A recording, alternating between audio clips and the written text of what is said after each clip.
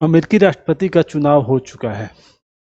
अब अमेरिकी राष्ट्रपति के समक्ष क्या क्या चुनौतियां होगी, आज का वीडियो इसी के संबंध में है। यूएसए के राष्ट्रपति का चुनाव हो चुका है। रिपब्लिकन उम्मीदवार डोनाल्ड ट्रंप ने डेमोक्रेटिक उम्मीदवार कमला हैरिस को लगभग 50 लाख मतों से पराजित कर अपनी उम्मीदवारी को सुनिश्चित कर दिया है और 20 जनवरी 2025 को वह 47वें राष्ट्रपति के रूप में शपथ ग्रहण करेंगे। अब प्रश्न यह है कि ट्रंप महोदय के पास चुनौतियां क्या क्या है, क्योंकि अपने चुनाव के दौरान जो भी वादे डोनाल्ड ट्रंप ने किए हैं उस वादे को हर हाल में निभाने की कोशिश करेंगे और इसके लिए ट्रंप महोदय जाने भी जाते हैं। जबकि भारतीय चुनाव के समय कुछ वादे किए जाते हैं, मैनिफेस्टो जारी किए जाते हैं, परंतु चुनाव में विजय हासिल करने के बाद इसे निभाना और नहीं निभाना उनके ऊपर निर्भर करता है। अधिकांश पार्टियां इसको नहीं निभाती हैं, परंतु वर्तमान की सरकार अपने वादे को निभाने की कोशिश कर रही है। ट्रंप महोदय भी अपने वादे के पक्के हैं और वह हर हाल में चुनाव के दौरान किए गए वादे को निभाएंगे। तो एक प्रश्न उठता है कि ट्रंप महोदय के समक्ष चुनौतियां क्या क्या है, जिसके संबंध में हम लोग एक एक करके बात करेंगे। यानी चुनौतियां उनके संबंध क्या क्या है और उसके लिए वह क्या क्या निदान करेंगे। पहली चुनौती, डोनाल्ड ट्रंप महोदय चुनाव के दौरान हमेशा अमेरिकी फर्स्ट के नारा दिए और राष्ट्रीय सुरक्षा को सुनिश्चित करने की बात करते हैं और इसके लिए वह कौन कौन से कदम उठाएंगे। ट्रंप महोदय हर हाल में अमेरिका यानी यूएसए की राष्ट्रीय सुरक्षा को सुनिश्चित करेंगे। इसके लिए वह बाहरी लोगों को अमेरिका में प्रवेश को रोकने की कोशिश करेंगे और अमेरिकी नागरिकों को अमेरिकी भागीदारी बढ़ाने की कोशिश करेंगे। दूसरा, गैर कानूनी तरीके से जो लोग अमेरिका में प्रवेश करते हैं उसे हर हाल में रोकेंगे और आंतरिक सुरक्षा को सुनिश्चित करने के लिए अमेरिकी नागरिकता को प्राथमिकता देंगे और इस प्रकार से ट्रंप महोदय एक सुरक्षा कवच अमेरिका के लिए वो सुनिश्चित करेंगे। इस सुरक्षा कवच के दो पार्ट होंगे। एक, बाहरी लोगों की भूमिका को कम करेंगे, क्योंकि बाहरी लोगों की भूमिका उनके अपने देश के हितों के प्रति होती है। वो अपने देश के आर्थिक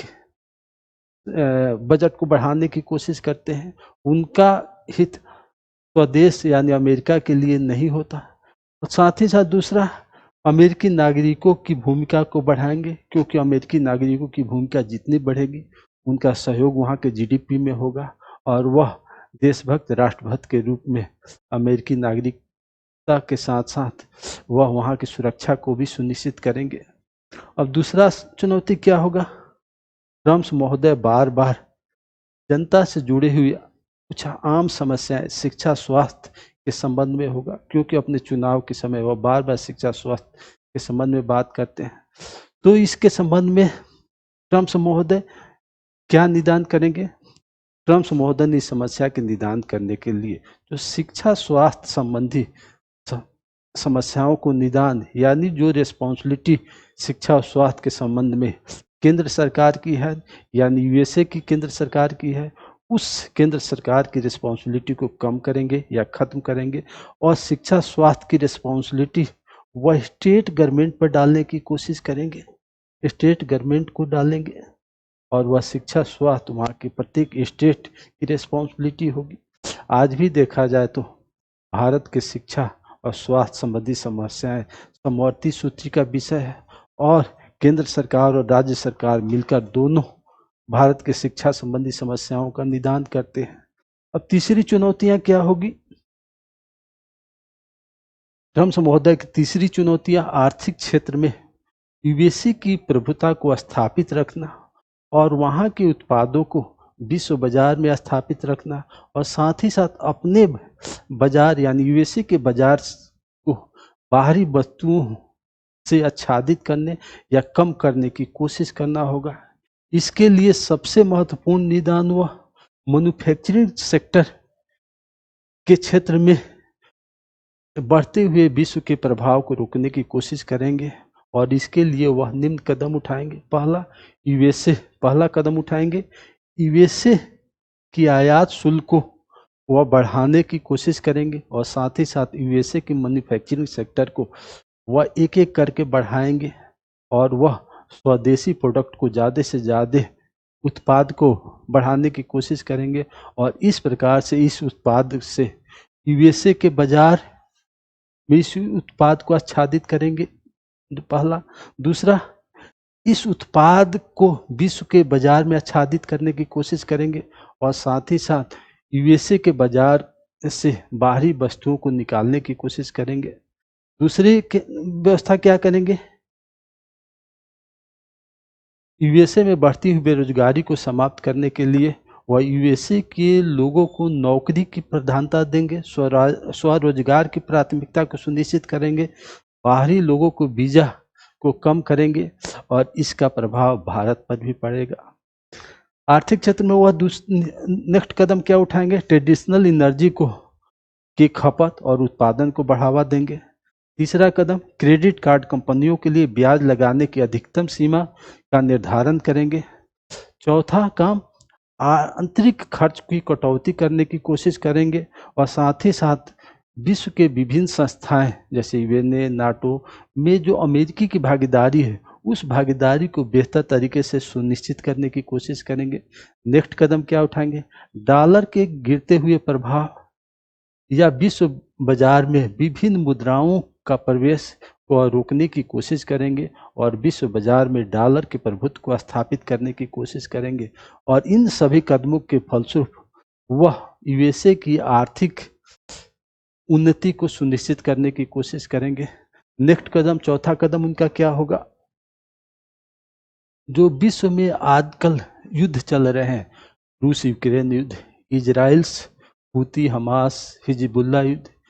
में उनकी नीतियां क्या होगी, इस नीतियों के संबंध में वह 2 कदम उठाएंगे। पहले तो रूस यूक्रेन युद्ध को रोकने की कोशिश करेंगे क्योंकि इस युद्ध के फलस्वरूप यूक्रेन की सहायता के दौरान अमेरिका को काफी आर्थिक क्षति उठाने की कोशिश की गई है और इस युद्ध को रोकने में वह महत्वपूर्ण सबसे भूमिका अदा करेंगे कि इस युद्ध को रोकने का कुछ ऐसे पहल करने की कोशिश करेंगे जिससे यह युद्ध रुक भी जाए और साथ ही साथ रूस एक विजेता के रूप में स्थापित होने की कोशिश न करे क्योंकि उसे विजेता के रूप में स्थापित होने से अमेरिकी प्रभुत्व पर प्रभाव पड़ेगा क्योंकि अभी ट्रम्प महोदय का मुख्य केंद्र बिंदु रूस जितना ही कमजोर होगा चीन उतना ही सशक्त होगा और ट्रम्प महोदय का मुख्य केंद्र बिंदु चीन है क्योंकि चीन के बढ़ते हुए आर्थिक प्रभाव को वह रोकने की कोशिश करेंगे और इस युद्ध के फलस्वरूप ट्रम्प महोदय का सारा केंद्र चीन पर होगा और इससे भारत को भी लाभ होगा क्योंकि यदि यह युद्ध समाप्त होता है इससे रूस भारत संबंध बेहतर होंगे और यदि चीन कमजोर होता है तो भारत का प्रभुत्व बढ़ेगा और साथ ही साथ रूस से भारत तेल का आयात करने की कोशिश करके अपने ज़्यादा से ज़्यादा तेल के क्षेत्र में निर्भरता को बढ़ाने की कोशिश करेगा परंतु ट्रम्प महोदय कभी भी नहीं चाहेंगे कि भारत तेल के क्षेत्र में ज़्यादा से ज़्यादा अपनी भूमिका को सुनिश्चित कर पाए। इसके अलावा इजराइल के साथ जो हूती हमास और हिजबुल्लाह का युद्ध चल रहा है इसमें इजराइल इतना समर्थमान है कि वह तीनों को कंट्रोल कर सकता है परंतु ट्रम्प महोदय के सत्ता ग्रहण करने के बाद उनका मुख्य केंद्र बिंदु ईरान होगा क्योंकि ईरान धीरे धीरे परमाणु शक्ति के रूप में स्थापित होते चला जा रहा है अतः वह ईरान को कंट्रोल करने की कोशिश करेंगे और इसके लिए वह इजराइल को बढ़ावा देंगे। नेक्स्ट कदम क्या होगा, हिंद प्रशांत क्षेत्र में वह चीन को कमजोर करने की कोशिश करेंगे और आर्थिक व्यापार पर अपना प्रभुत्व स्थापित करेंगे और इसके लिए वह क्वाड को ज़्यादा से ज़्यादा सशक्त बनाने की कोशिश करेंगे क्योंकि क्वाड जितना ही सशक्त होगा हिंद प्रशांत क्षेत्र में उतना ही हिंद प्रशासन में उतना ही व्यापारिक रूप से क्वाड का प्रभुत्व बढ़ेगा। जब क्वाड का प्रभुत्व बढ़ेगा तो यूएसए के प्रभुत्व बढ़ना स्वाभाविक होगा और चीन का प्रभुत्व होना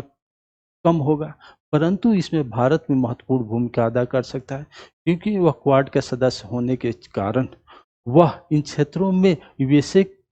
का साथ तो देगा, परंतु वह चीन के विपरीत नहीं हो सकता है, क्योंकि चीन के साथ भी भारत अपने द्विपक्षीय समझौतों को